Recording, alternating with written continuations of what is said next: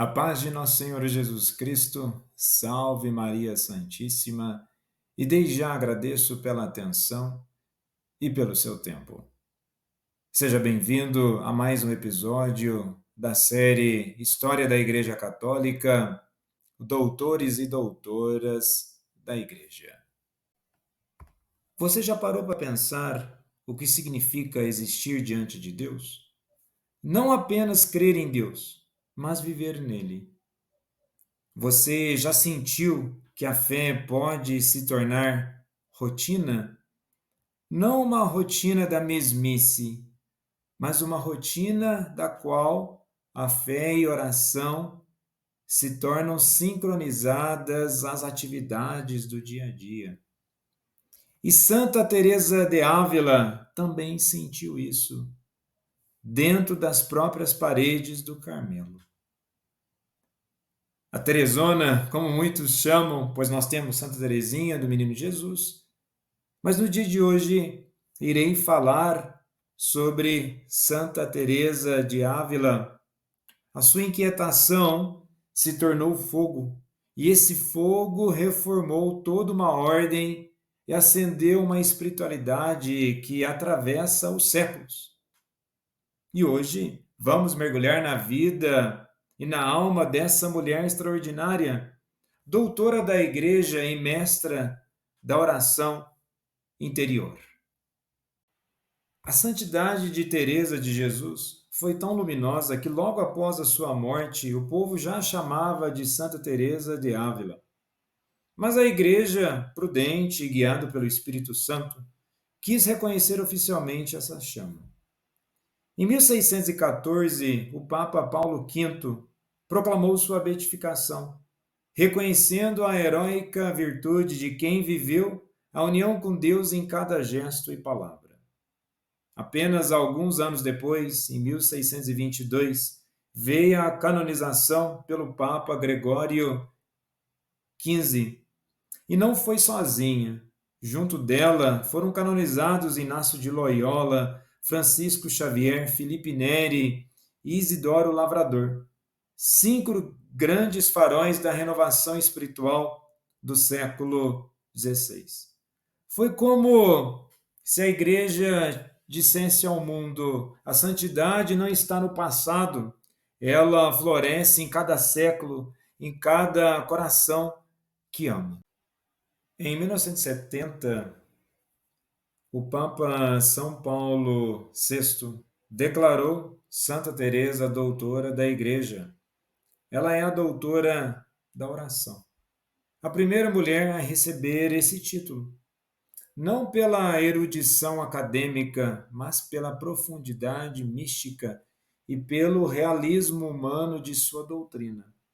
Ela ensinou que o caminho para Deus passa pela oração, pela experiência viva e transformadora do amor divino.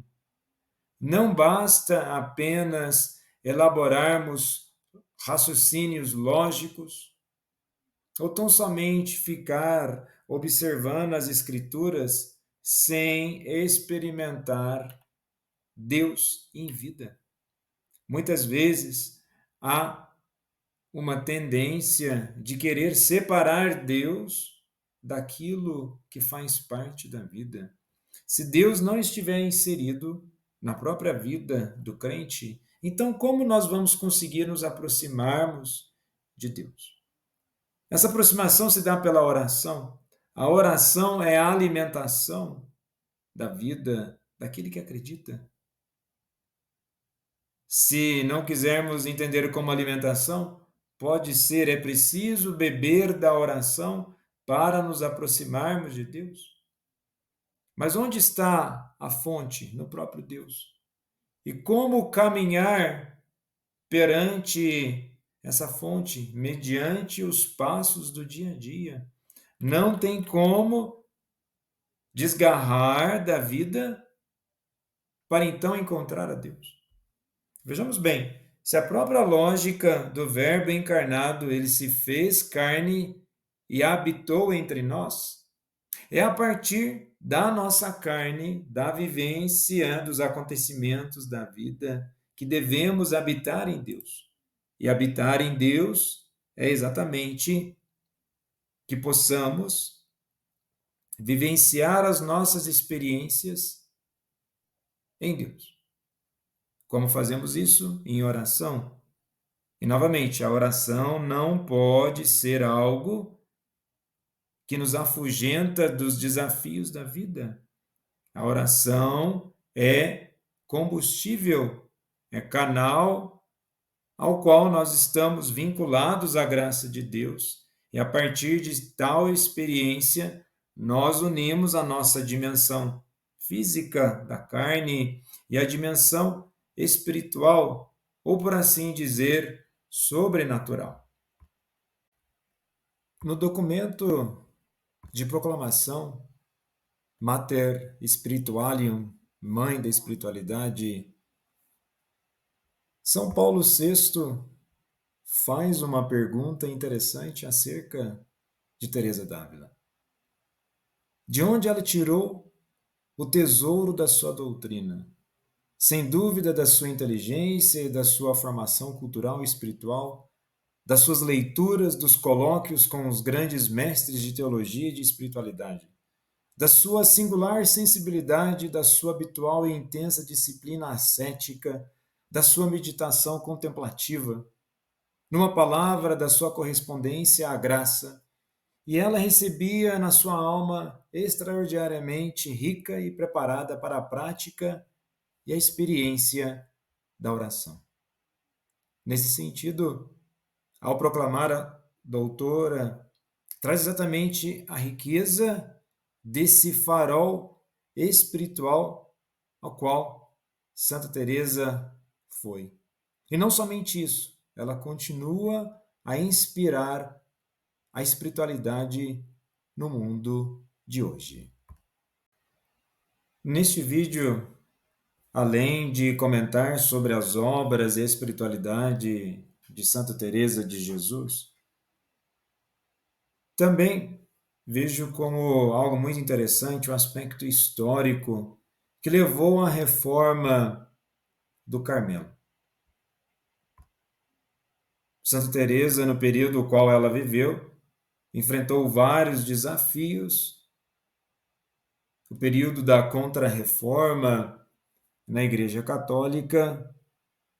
E o outro desafio era exatamente em relação à espiritualidade carmelita. E é interessante entender o que é a Ordem Carmelita, ou a Ordem do Carmo, que surgiu no Monte Carmelo, na Terra Santa, entre os séculos XII e XIII. E os primeiros carmelitas eram eremitas latinos que viviam ou queriam viver como o profeta Elias, em solidão, oração e penitência, e dedicados à Virgem Maria. O lema do Carmelo era Zelo Zelatus Sum pro Domino Deum Exercitum. Ardide zelo pelo Senhor dos Exércitos. É de uma passagem do primeiro livro de Reis, do capítulo 19, do versículo 10. E esse ideal combinava vida contemplativa e silenciosa, pobreza radical, vida comum em fraternidade e oração. Quando os muçulmanos retomaram a Terra Santa, os carmelitas migraram para a Europa, sobretudo Inglaterra, França e Espanha, e tiveram de adaptar-se à vida urbana e mendicante, perdendo pouco a pouco o caráter eremítico. Quando Teresa entra no convento da Encarnação, o Carmelo já estava muito diferente do espírito original. As comunidades eram grandes e sem clausura estrita. Havia mais de 150 religiosas em um mesmo mosteiro. A clausura era frouxa. Pessoas entravam e saíam facilmente. As monjas recebiam visitas frequentes de familiares e nobres, muitas vezes por conveniência social. E Teresa descreve esse ambiente como um turbilhão de conversas, vaidades e distrações. Havia também a falta de pobreza, As freiras mantinham posses pessoais, criadas e rendas familiares. As famílias pagavam dotes para a entrada no convento, o que tornava um lugar socialmente respeitável, mas espiritualmente superficial. A vida simples e penitente tinha dado lugar ao conforto e à convivência mundana. A oração comunitária era feita, mas sem espírito de recolhimento. A oração mental contemplativa era quase desconhecida ou negligenciada. A vida espiritual de muitas religiosas estava mecânica, rotineira e sem direção interior. E no contexto maior, a Espanha vivia o auge da Contra-Reforma e da Inquisição. Havia desconfiança de experiências místicas. A sociedade valorizava mais o status conventual do que a vida espiritual profunda. E muitos conventos femininos se tornaram espaços de refúgio social para mulheres de famílias nobres. E Teresa percebe em tudo isso uma necessidade de uma profunda reforma, de uma profunda conversão interior. Sentia-se dividida entre o mundo e Deus. E depois de uma forte experiência mística de uma imagem de Cristo flagelado, ela compreendeu que não queria mais se contentar com o mundo, mas sim somente com Deus. Resolveu seguir somente a Deus. E com isso, percebendo que o Carmelo havia perdido sua chama original, a pobreza, o silêncio, a oração e a solidão com Deus, era necessário reconstruir o ideal evangélico. E com o apoio de alguns confessores e de São João da Cruz, em 1562, o primeiro mosteiro reformado surge. São José de Ávila. E as regras eram simples e radicais. Clausura estrita, vida de pobreza total, silêncio e oração contínua, fraternidade sem distinção de classes, poucas religiosas, no máximo 13, para preservar o recolhimento, e vida de trabalho e penitência com alegria e simplicidade. E nesse sentido, a mentalidade era que, naquele pequeno mosteiro, a vivência na pobreza, numa amizade com Deus e de umas de outras. Era uma comunidade voltada para Deus, sem as distrações, no sentido evangélico, levando a ter uma intimidade e interioridade com Deus. E certamente isso não foi fácil. Aqui no canal eu já tratei sobre São João da Cruz, que traz toda essa espiritualidade cristã de uma interioridade profunda. Da mesma forma, São João d'Ávila, que traz também reflexões profundas acerca da alma e de uma necessidade de purificação do espírito, da purificação da própria prática cristã.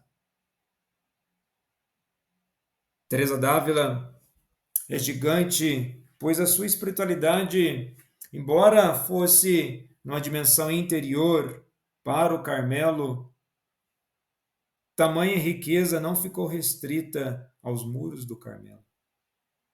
Expande-se por toda a Europa, hoje, ao redor do mundo, muitas pessoas não só a reconhecem como uma grande mística, mas também usam e leem dos seus tratados espirituais, as suas obras, pois isso certamente nos enriquece muito.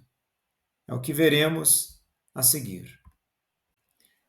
Então, gostaria agora de comentar sobre as obras de Santa Teresa, que são verdadeiros tratados de teologia espiritual, escritos com simplicidade e ardor. A primeira obra, intitulada O Livro da Vida, escrito entre os anos de 1562 a 1565, que é a sua autobiografia espiritual e narra sua conversão interior e as experiências místicas, as visões, a união com Deus, e mostra o caminho da oração mental e do progresso espiritual como uma amizade crescente com Cristo. E ela diz assim: a oração não é senão tratado de amizade, estando muitas vezes tratando a sós com quem sabemos que nos ama. Depois, uma outra obra, Caminho de Perfeição, escrita ali por volta de 1566 a 67, para orientar as irmãs do Carmelo Reformado. Ensina o caminho da oração interior, da humildade, da caridade fraterna e do desapego. Explica o Pai Nosso de modo contemplativo e pedagógico. Em sentido, temos o pensamento de que a humildade é a verdade e quanto mais nos aproximamos da verdade, mais nos aproximamos de Deus. Depois, o castelo interior, ou também intitulado Moradas. A sua obra-prima usa a metáfora de um castelo com 7 moradas, símbolo da alma humana, e cada morada um grau de união com Deus, de conhecimento de si mesmo, até a única dimensão de união mística perfeita, o matrimônio espiritual. A alma é um castelo de diamante ou de muito claro cristal, no meio do qual está Deus. Depois temos um outro livro, que é intitulado Livro das Fundações, que relata a expansão dos mosteiros reformados e suas lutas espirituais. Mostra como a experiência mística se traduz em obras concretas de fé e serviço. De todas as obras, então, nós teremos a questão da oração interior, a humildade e autoconhecimento, o amor e desapego, né, o Cristo como centro. E com isso, a mística teresiana, ela tem 3 etapas, né, de uma oração e vida espiritual. A primeira, a via purgativa, é o início, a luta contra o pecado e autoconhecimento. Depois, a via iluminativa, que é a meditação e crescimento nas virtudes. E a via unitativa, que é a união amorosa com Deus, êxtase, paz interior. O ápice é o matrimônio espiritual, quando a alma vive em união contínua com Deus, como 2 velas acesas que se tornam uma só chama.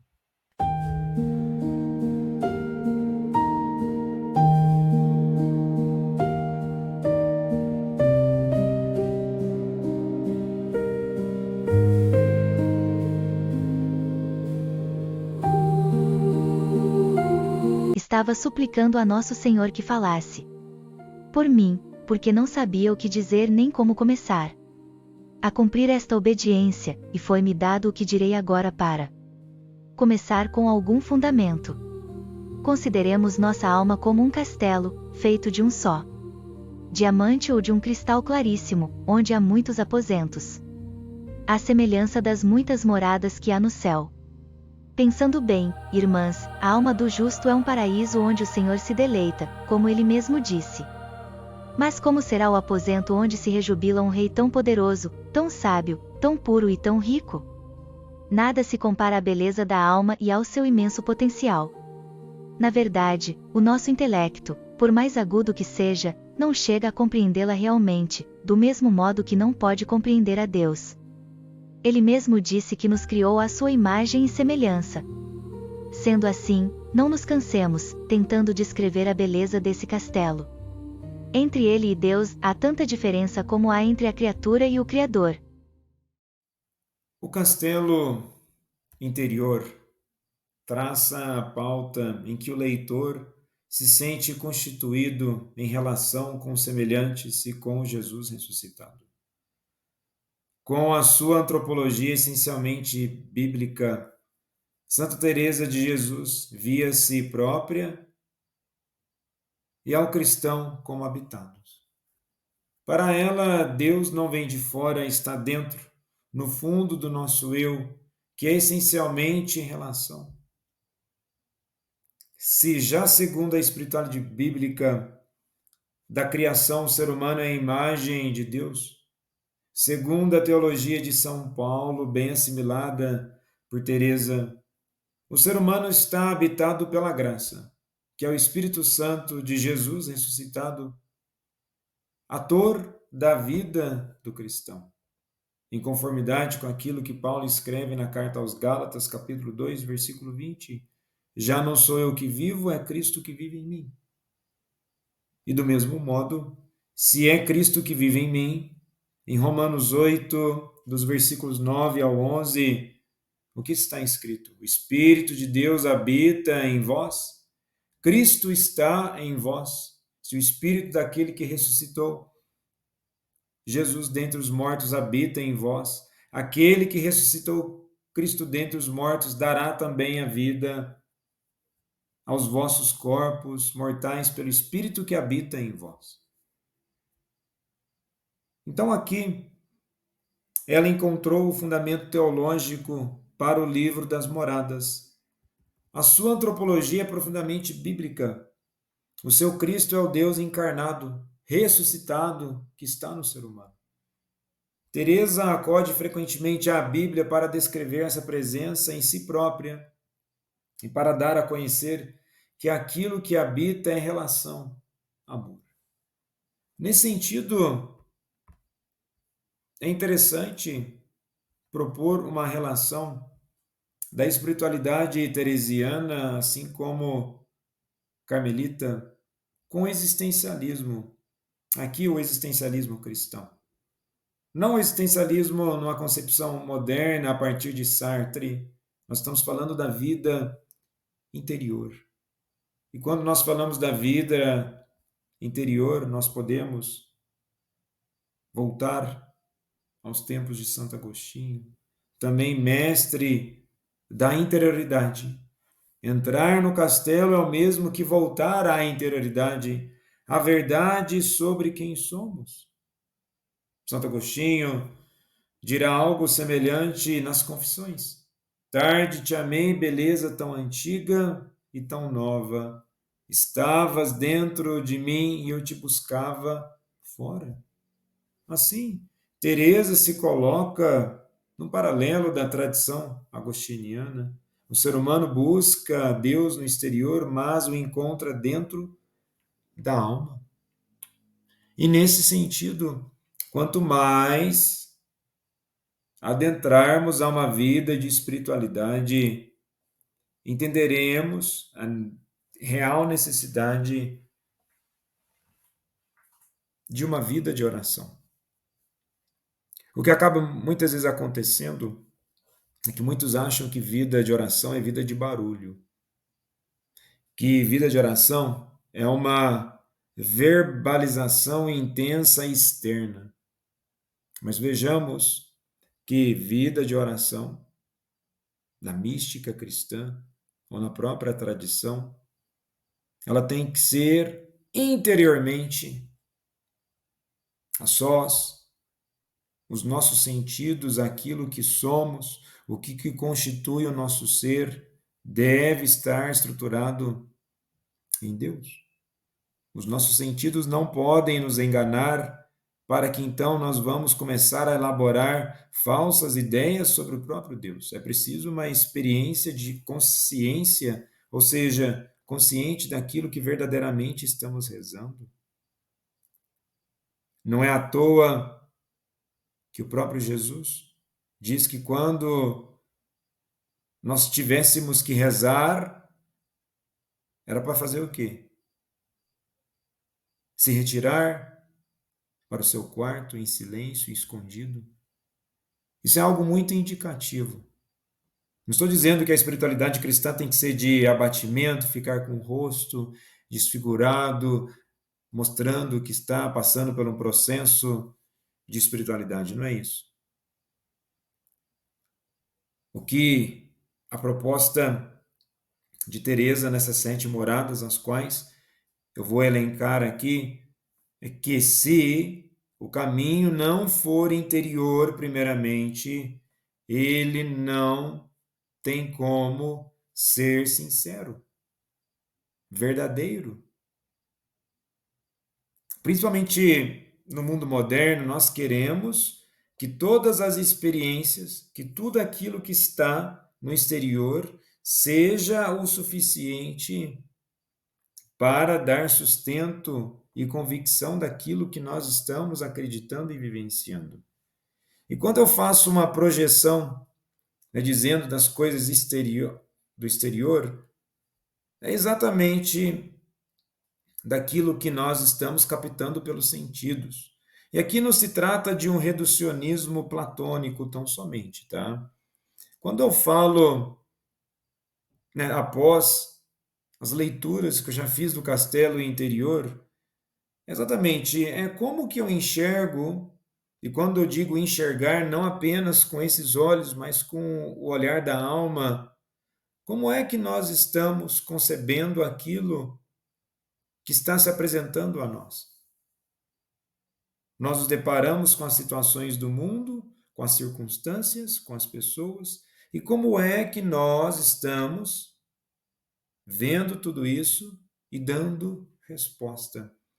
A resposta, não estou dizendo apenas com palavras, a resposta ela é interna, ela é digerida, passa pela consciência, passa pelo discernimento, e a partir disso nós vamos elaborando respostas internas, e de todas essas respostas internas e pensamentos aos quais nós vamos estruturando em nossa mente, em nosso ser, isso posteriormente vai surgir ou ter consequência numa resposta. Você fala, Renan, como assim? Então vamos lá, simplificando. A partir do momento, tudo aquilo que nós concebemos no mundo, tudo isso é interiorizado em nossa mente, de uma forma mais consciente, lúcida, numas dimensões da alma, pela inteligência, pela capacidade da memória, pelas faculdades as quais nós temos na estrutura do nosso ser, e tudo isso vai passando interiormente. Lá na frente, tudo isso sendo digerido, pode ser que em dado momento nós vamos responder a determinada situação mediante aquilo que foi concebido anteriormente. Pode ser que isso não esteja muito latente em nossa memória, mas muitas vezes nós respondemos, nós podemos estar ansiosos, decepcionados, abatidos com a própria vida, com os acontecimentos. E todo esse abatimento, essa ansiedade, angústia e vários outros sentimentos e emoções não se dão unicamente daquele momento.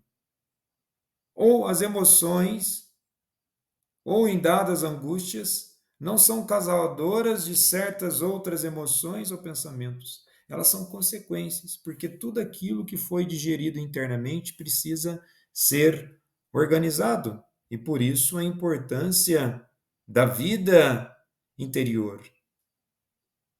A importância de adentrar ao castelo e entender as 7 moradas.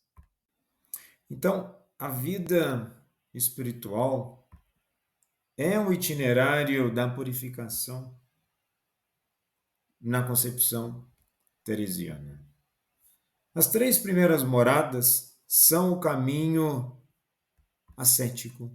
O que vem a ser ascético ou ascese vem do grego exercício espiritual.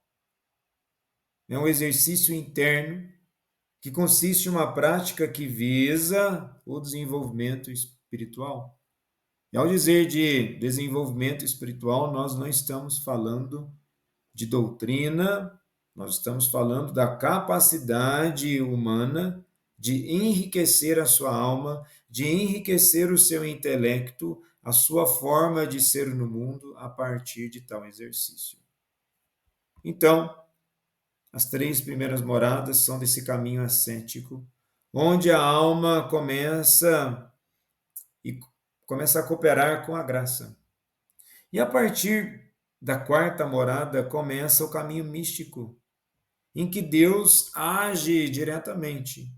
É interessante o esforço humano de se elevar um pouco mais, e a partir dessa elevação ele busca a Deus. Então a primeira morada é o despertar da alma. Consideremos nossa alma como um castelo de um só diamante, onde há muitas moradas. E com isso, a primeira morada é o início da vida espiritual. O chamado à conversão interior. O ser humano feito à imagem de Deus vive disperso nos sentidos, nos prazeres e nas preocupações. E aqui a oração é o primeiro passo de retorno. A alma é o quê? O templo do Espírito Santo, conforme nós temos na primeira carta aos Coríntios, capítulo 3, versículo 16. Mas a porta de entrada é a oração, o diálogo vivo com Deus. E temos aqui um elemento de psicologia espiritual. Teresa reconhece que o ser humano moderno, já em seu tempo, vive fora de si. Não conhecemos a nós mesmos, diz ela, antecipando o que a psicologia chamaria de alienação do eu profundo. Então, entrar no castelo é o mesmo que voltar à interioridade. Conhecer a si mesmo é ter humildade. A humildade é o alicerce do castelo. Sem ela, nenhuma oração é verdadeira.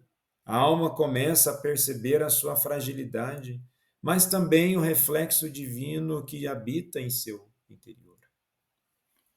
A segunda morada, o combate espiritual. Nas segundas moradas estão as pessoas que começaram a ter oração, mas ainda não renunciaram às ocasiões de pecado. Agora a alma ouve o chamado de Deus, mas ainda sente o eco das paixões. É o tempo de luta, de oscilação entre o bem e o mal. A alma que quer seguir Deus, mas o mundo, o demônio e a carne travam batalha.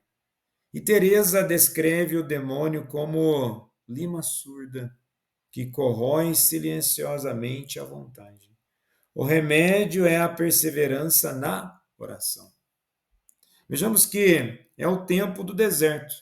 O povo liberto do Egito, mas ainda tentando a voltar para as cebolas do Egito, conforme nós temos em Números 11, do versículo 5. Assim é a alma liberta, mas nostálgica do pecado. Sejam decididas como guerreiros em combate. Não há melhores armas que as da cruz. A cruz aqui é a pedagogia divina. Deus purifica a alma pela aridez, pela secura e pela demora. A alma aprende a amar a Deus sem recompensa sensível. Isso é algo muito importante nos dias de hoje, pois vivemos no imediatismo de uma recompensa emocional, de gatilhos sensoriais que nos levam a outros tipos de dimensões de pensamento, esquecendo da vida interior e também esquecendo de que a vida não é apenas para recompensa. É preciso então, conforme Teresa dizia, não pare, persevere na vida interior, mesmo que a sua vontade esteja sendo assolada por imediatismos. É preciso então ter perseverança. A terceira morada, a purificação pela fidelidade. Nós podemos aqui lembrar de Salmos 111, versículo 1. Bem-aventurado o homem que teme o Senhor. Aqui a alma alcança uma vida ordenada, fiel, prudente, virtuosa. Não há pecado deliberado, a oração é constante e a caridade floresce. Mas Teresa faz um alerta, o perigo da segurança espiritual. Ela cita o jovem rico, conforme Mateus 19, dos versículos 16 ao 22. Quer ser perfeito? Vai, vende tudo o que tens e segue-me. Ele vai embora triste, porque tinha posses. Assim são as almas das terceiras moradas, santas, mas ainda apegadas à própria perfeição. Buscam consolo, mas não a cruz. Querem a presença de Deus, mas temem o abandono divino. E Deus começa a purificar o amor humano de toda busca de recompensa. É o início da noite dos sentidos que prepara a noite do espírito de que falara São João da Cruz.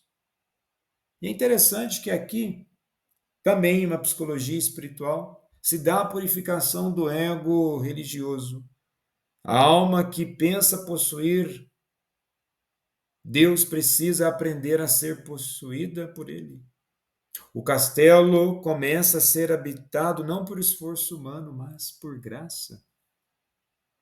O Senhor nos mostra como tirar a humildade das securas espirituais e não a inquietação.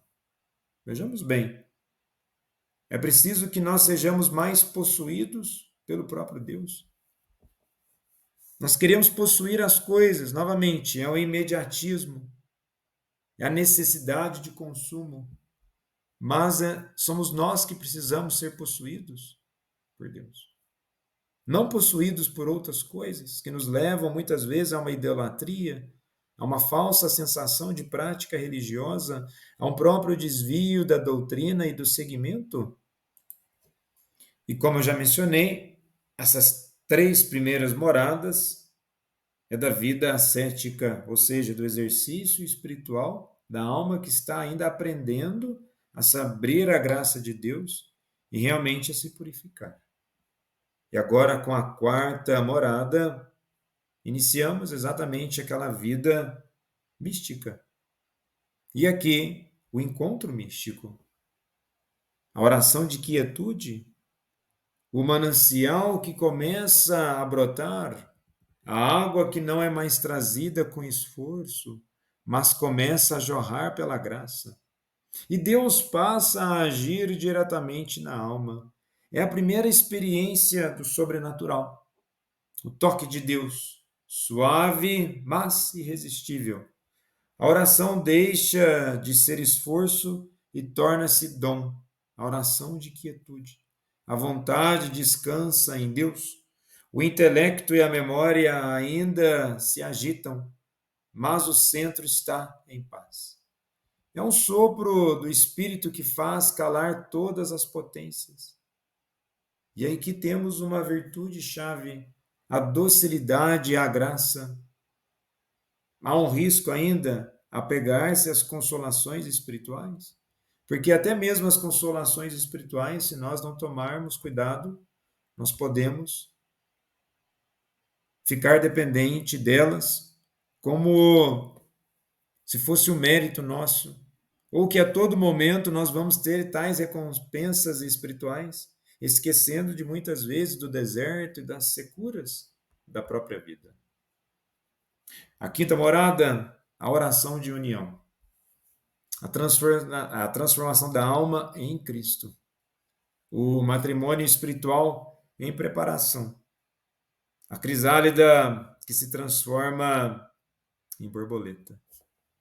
A alma se une a Deus de forma transitória, ainda sem plena estabilidade.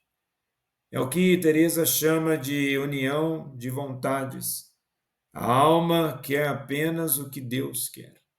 Ela já vive os frutos do Espírito, conforme mencionei em Gálatas 5, do versículo 22. Paz, alegria, amor. Já não sou eu mais que vivo, é Cristo que vive em mim. Mas o mundo exterior ainda pode perturbá-la. É como duas velas que se unem. Não se sabe qual é a chama de uma e de outra. E a virtude chave aqui é o amor puro e humildade.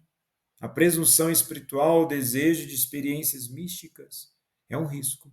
Novamente, a presunção de acharmos que sempre as coisas vão acontecer em nossas vidas sem um esforço. Novamente, espiritualidade é algo natural, deve ser um exercício nosso do dia a dia. A sexta morada, a paixão e o noivado espiritual. E aqui traz a cruz mística e os êxtases. o sofrimento purificador, a alma ferida de amor, como no Cântico dos Cânticos. Aqui a alma experimenta visões, êxtase, feridas de amor divino, mas também profundas provações e abandonos, semelhantes à noite escura de São João da Cruz. É o tempo da purificação final. Deus retira todo o apoio sensível para unir-se à alma de modo estável. O amor é tão forte que parece que o corpo não o suporta. E aqui temos a virtude-chave: amor crucificado, total entrega. Agora, não podemos confundir, há um risco aqui da vaidade humana, confundir dons místicos com santidade. Pode ser que nós estamos num caminho de conversão, e pode ser que tudo isso que nós estamos experimentando de mística é mais para a nossa conversão, santificação, do que qualquer outra coisa. Porque muitas vezes alguns acham que, a partir de tal experiência, ela está sendo especial aos olhos de Deus e que agora ela tem que corresponder a um papel fundamental e fenomenal na religião. Não, calma. Aqui ainda há um caminho de conversão. A alma está sendo preparada a uma união plena e não está pronta. E com isso, a sétima morada, a união transformante, o matrimônio espiritual. E temos aqui no símbolo a sala do rei, o centro do castelo, onde a alma e Deus vivem em plena comunhão. A alma chega à união plena com a Santíssima Trindade. Não há mais distinção entre querer e ser amado. Já não vivo eu, é Cristo que vive em mim. Gálatas 2, versículo 20. A alma passa por essa transformação e Teresa descreve esse estado da plena transformação. A alma vive no mundo, mas já não pertence a ele. A paz é contínua, mesmo em meio a dores e perseguições. A ascese é exatamente isso. Para nos tornar mais, por assim dizer, cascudos, fortes interiormente, as nossas emoções precisam ser fortalecidas. Há uma fragilidade das emoções, e com a fragilidade das emoções e pouca atividade interior, o ser humano vai sucumbir, pois aí nós vamos ter unicamente um mundo de reclamações, lamúrias, vitimismos, inferioridade. Agora é preciso se fortalecer, é preciso munir-se das verdadeiras armas espirituais, as quais nos fortalecem. E nessa sétima morada, que é o matrimônio espiritual, onde Deus e a alma se dão mutuamente, e a virtude-chave, a caridade perfeita e liberdade interior. O fruto, paz, união trinitária, fecundidade espiritual. A alma torna-se instrumento de Deus para o mundo. Aqui já não há mais um risco, e sim consequências de uma vida rica de espiritualidade. O que muitas vezes acaba acontecendo é que nós queremos colocar certos padrões, metas, objetivos de vida, achando que o caminho ele vai ser automático externamente. Não. Tudo aquilo que nós devemos elaborar como metas, objetivos, sentido para a vida, deve ter uma introspecção. Ou até mesmo como os animais, alguns animais fazem, ruminar. É preciso ruminar sobre aquilo, entender aonde de fato nós precisamos chegar espiritualmente, como nós devemos crescer enquanto pessoas e nos transformar. A imagem e semelhança de quem? Do Deus vivo, do Deus ressuscitado, do Espírito Santo que santifica os nossos corações. É um processo, novamente, interno, que vai ter consequências externas, evidentemente. Bom, evidentemente, há vários outros pontos de reflexão e de outras obras de Santa Teresa que eu poderia ter aqui elencado, mas achei interessante trazer essa dimensão da espiritualidade do castelo interior ou das moradas. E com isso, entender que todo esse caminho teológico podemos chamar de graça santificante, onde nós temos a presença de Deus em nós. O que Teresa e também São João da Cruz realizam nas suas obras, eles vão além. Eles falam da graça transformante. A graça de Deus é santificante. E tamanha é essa santificação que nos transforma. E quando a presença de Deus não só habita, mas transfigura o ser. Nós participamos da natureza divina, conforme a segunda epístola de Pedro, capítulo 1, do versículo 4. É preciso entender isso. Nós participamos da natureza divina. É um ser humano criado à sua imagem e semelhança, é chamado a tornar-se semelhante a ele. Não apenas amigo, mas participante do próprio amor. E com isso, a jornada em Teresa é luminosa como um castelo de luz. Passa, sim, pelos momentos de dificuldade. Esse momento de dificuldade não é para destruir o ser humano, são momentos de dificuldade para a purificação. Há uma chama interna, no sentido dessa metáfora do fogo, né? No início, a chama ela envolve, vai crepitar, queima, mas pouco a pouco a madeira se transforma em fogo. Assim é a alma tocada pela graça de Deus. E que possamos verdadeiramente, assim como Santa Teresa, confiarmos mais na graça de Deus, aplicarmos mais ao exercício espiritual, de no dia a dia ficarmos mais atentos à vida interior.